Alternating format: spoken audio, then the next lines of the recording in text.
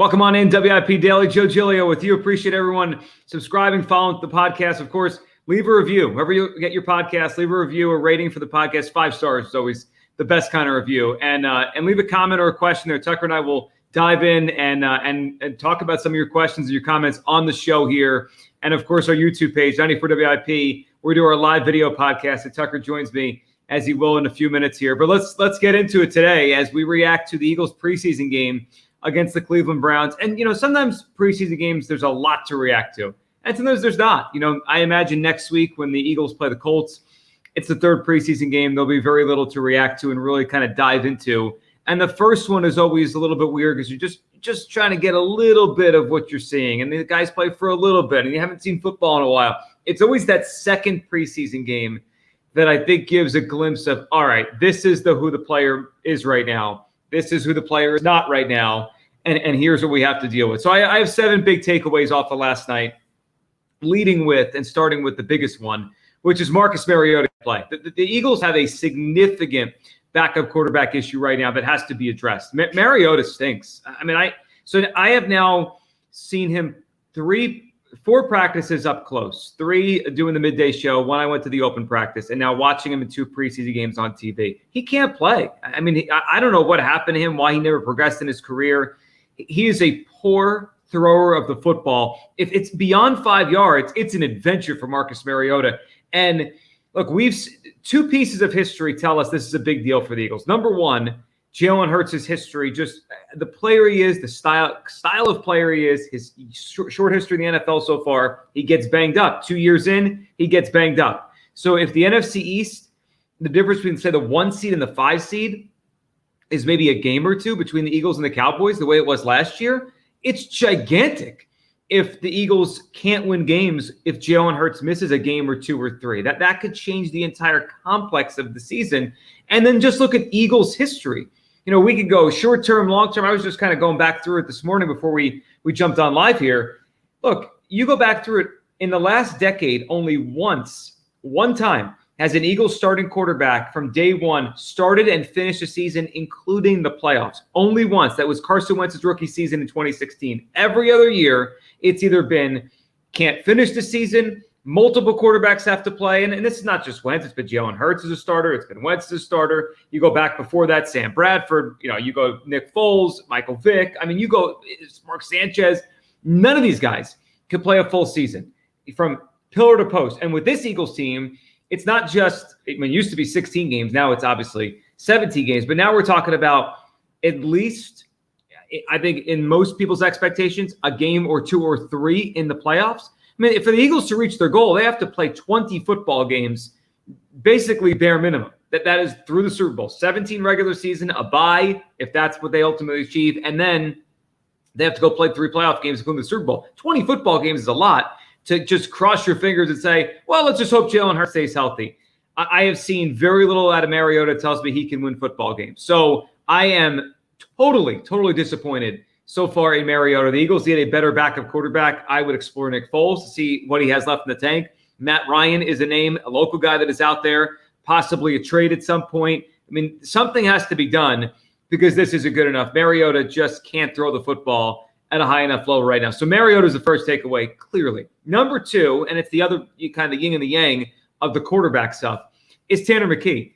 I am impressed. Tanner McKee looks like he could be a developmental quarterback in the NFL. Now, should he be the number 2 over Mariota right now? The eye test says yes. Now, do you trust Tanner McKee to go out there and win a football game in let's say, December against the 49ers?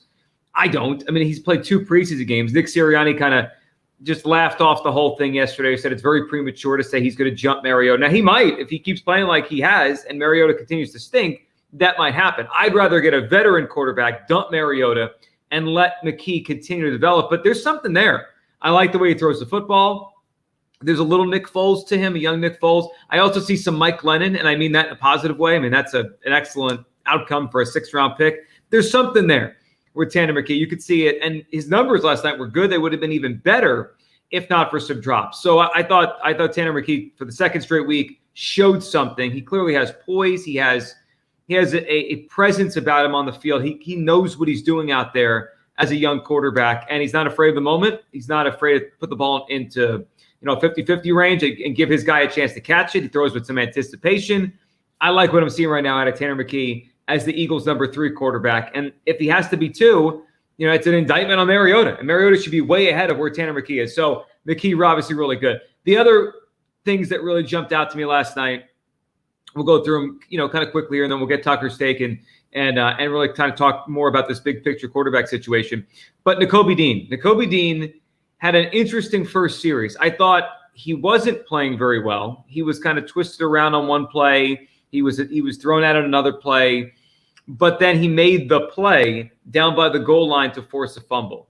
And that showed you why the hope is still there and why the expectation is still there, that Nakobe Dean's going to play a lot and be a good player for this football team. He has instincts. I think there was a shockwave through Philadelphia when Nakobe Dean fell to the 3rd round and fell to the Eagles. But the reality was he's not overly, you look at the traits that Nakobe Dean has. It's not over the top, like, wow, oh my goodness, he's this tall, he's this fast. No, he's a good football player, and he's instinctual when he's out there. Like that play where he knifed through the line and forced the fumble. That's all instinct. That's all timing. He avoided a block, and he could get swallowed up by some blocks because he's not the biggest guy. He avoided a block because he timed that perfectly and made the play. The Eagles have a playmaker at linebacker in Nakobe Dean. Is he going to end up as a all-pro? Is he the next Zach Thomas? I don't know. I mean, time will tell. He's obviously a very productive player at Georgia. But I am confident just watching him in practice, talking to him a few weeks ago at practice, that he is ready for this. And I'm confident he'll make plays for the Eagles. That I'm confident watching Nakobe Dean. He will be a playmaker out there. The Eagles haven't really had many playmakers at linebacker. Jordan Hicks was probably the last one they had. I thought T.J. Edwards made some plays the last couple of years, but he was more of a just do your job kind of linebacker. So I do think Nakobe is going to be a playmaker linebacker. Now, the other linebacker spot, totally in flux. I mean, I don't have any confidence there they have enough at the other linebacker spot.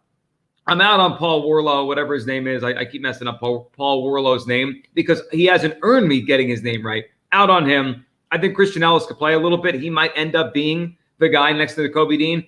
And Zach Cunningham on rundowns is probably the best option that they have right now to start week 1 next to Nakobe Dean. So linebacker thing continues to be a major question mark. Dean had some downs, but the ups were good, including obviously the forced fumble. Now, the most outstanding player last night on the field, in my eyes, was Nolan Smith. And I know he had the scare. He got injured, the shoulder. It seemed like he was fine. They said it was precautionary. When he was walking to the tunnel, he didn't seem to be in pain. He didn't seem to be wincing. He didn't seem to be upset. I kind of had a good feeling then. It was probably precautionary, which it seems to be, which is great for the Eagles. But sometimes you could just see it very early. I saw it in a personality sense early with Nolan Smith. Like, he just seemed like the next Brandon Graham. When I heard him speak and I watched some videos of him interacting with his teammates at Georgia, I just said, man, and we had him on the midday show. I just said, this guy reminds me of a young Brandon Graham. And then watching him play, they're different players, but the energy, the motor he plays with, the speed he plays with, he's going to be a good football player. I believe Nolan Smith's going to be an impact player for the Eagles for a long time. And I'm basing this off of very little, but enough to see productive college player, super athletic. He plays with a great motor. And I just like how he's always in the play. He's always in the play. Watching him last night spin off at the tackle for the Browns, it reminded me of watching Robert Mathis a little bit, a guy that it was, probably a borderline Hall of Famer. Robert Mathis had a tremendous career with like 120 sacks. I mean, if Nolan Smith is half the player that Robert Mathis is, the Eagles got a tremendous first-round pick. So I'm very excited about Nolan Smith. As far as the running back situation goes, I know Trey Sermon had the fumble early, good runs later, the touchdown later. I just think Trey Sermon is in a numbers game that he's not going to win. The Eagles have too many good backs. Kenny Gainwell's obviously making the team. Swift is obviously making the team. I believe Boston Scott's making the team. Though you could probably make a case that Sermon could take Boston Scott's place, but I believe Boston Scott will make the team. And last night, for the first time this preseason in summer, Rashad Penny had a burst run that made me like, oh, there it is. That's why they signed this guy, and that's why this guy has averaged 5.5, 6 yards a carry when he's been healthy in the NFL. So I just think Trey Sermon, even with that second half and some of those good runs, the touchdown, he's in a numbers game that I don't think he can win unless there's an injury. Or there could be, I mean, it wouldn't shock you if there's a surprise trade. It's Howie Roseman. If Boston Scott got traded, it wouldn't be the most shocking thing in the world if a running back went down and they traded Scott or Sermon. So I think Sermon right now is on the outside looking in, as he has been the entire summer. Last one, and then we'll go to Tucker here, is I liked what I saw in Olamide Zaccheaus with the burst on the screen pass. It reminds me when they had Pascal last year, but he's a higher end version of Pascal. He could be a better version of Pascal. And if you have an injury, which they were a really healthy wide receiver last year, and we know Quez had a shoulder late in the season. He had a hamstring this summer already. Olamide could get time. And again, Devontae and AJ last year barely came off the field. So if they miss any time or Quez missed any time, Olamide Zaccheaus could be part of this thing more than I think the perception is. But biggest takeaway from last night, Tucker, is obviously the quarterback situation, backup quarterback situation. Mariota just isn't it. And I like what I'm seeing out of Tanner McKee, but the bottom line is this. They need to upgrade that position because I don't know, even if Tanner McKee is developing at a quick pace, if you could count on him in a regular season game. They have a backup quarterback problem, a number 2 quarterback problem right now. Yeah, and, it's funny because I was excited to watch Mariota last night. I thought maybe just his style of play, he isn't a practice player. He'll come in, he'll play in the game, and he just kind of stinks. Like, he mopes around the field. I hate his body language. I hate really watching him play. He misses a ton of easy throws. Really anything over 5 yards down the field is a coin flip whether he's going to put it on his receiver or not. He misses high on just about every throw over the middle, which is incredibly dangerous. The fact that he only threw 1 interception yesterday was shocking. He probably could have had at least two or three more. And he just doesn't inspire me. Like, you think back to the other decent backup quarterbacks that this franchise has had, and they've been really lucky with the amount of talent they've had at that position. They've always been capable of getting hot. Like, Nick Foles is probably the ultimate example, but Gardner Minshew, he get hot for a week or two, or even Joe Flacco, even though he never played. We knew he could get hot for a game and maybe, steal one if he was starting. I don't feel that way with Marcus Mariota. Like, I just don't feel like he could come in, light a defense on fire, and, put up 28 points in a shocking display. Like, he just looks like a guy who's going to mope around the field, and, if you're lucky, he puts up 17. Like, you go back and watch the Falcons last year, he was one of the reasons why they were losing a lot. It wasn't like he was dragging this team within inches of victory. No, he was one of the things that was holding him back. But on the defensive side, you're right. And I texted you last night during the game. I couldn't take my eyes off Nolan Smith. I mean, you watch him and you just keep your eyes on him. Pretty much every play, you're eventually going to find the ball because that's what he does. It's crazy to watch someone who's so young, who fell to the 30th pick, just have the nose for the ball and the kind of success he had last night. And obviously, I don't expect him to make that big of an impact on a game-to-game basis this early in his career, but he certainly is showing flashes of potential. And I think he kind of fits the bill of a lot of guys on this Eagles team as we talk about, who's going to make the roster or who's really surprised in camp. Guys like him, Tanner McKee, even Jalen Carter, Eli Ricks, who had another big play, Keely Ringo.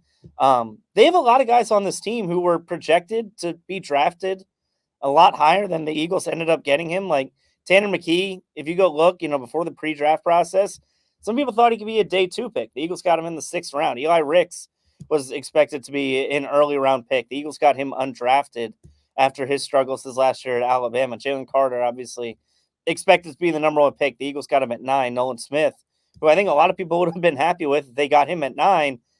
They got him at 30. I mean, they have a lot of guys on this team who, for whatever reason, were maybe expected to go a lot higher, had a much higher pedigree than what the Eagles actually acquired him at. And a lot of those guys are the guys that are standing out in camp so far. I just think it's interesting that these guys who we sat there during the draft or post-draft process said, man, I can't believe he fell that far.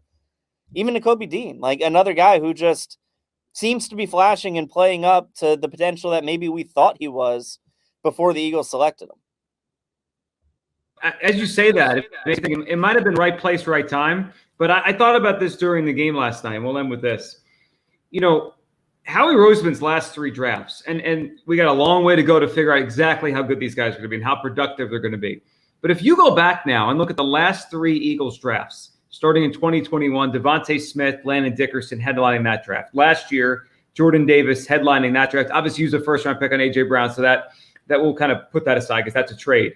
But you go through the drafts the last couple of years, the Kobe Dean last year, Cam Jurgens last year, this year with Jalen Carter and Nolan Smith and Sidney Brown, who continues to impress. I don't want to go over the top, but I do see, maybe it's probably the hair, some Troy Polamalu, some Jamal Adams, some Hufanga in the 49ers. That guy he's flashed a lot.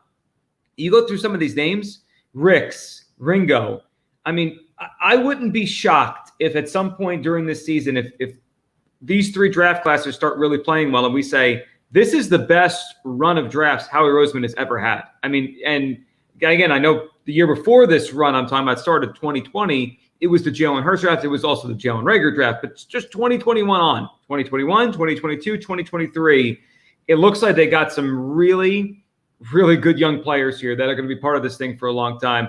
Lot to react to. Your comments, we'll take all those, obviously, on YouTube. And leave a rating, leave a review for the show. Leave a comment, question. Tucker and I will talk about them right here on WIP Daily. Have a great weekend. We'll talk next week.